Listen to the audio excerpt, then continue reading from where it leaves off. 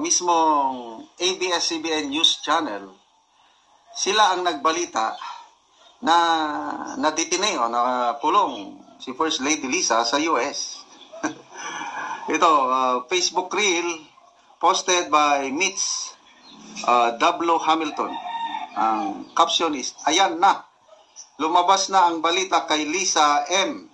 galing mismo sa ANC, ABS-CBN News Channel. Okay, pakinggan natin ha.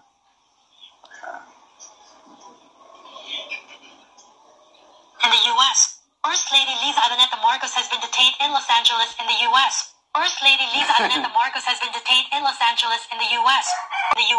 First Lady Liza... Although, ang pag-ano nito, pinutol na lang. Kailang, itong balita nito is inilabas noong March 13, 2025. March 8 ata yung naipabalita na namatay nga si Paulo Tantoco. So, yun na, lumabas na yung mga balibalita na allegedly naditine si First Lady Liza sa LA, hindi sila makalis dahil hinold sila ng mga police authorities. Kaya ito, lumabas March 13, balita mismo ng ANC.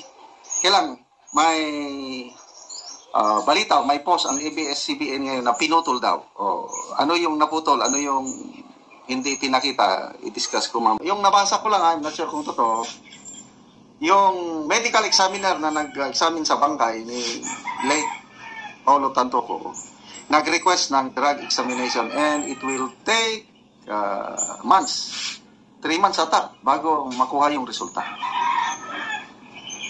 Kaya, I don't know, bakit kung totoo na nabitin siya o nandun siya, bakit hindi siya makauwi agad? Ako nagtatanong din, bakit hindi pa pauwiin kung nandun siya sa US?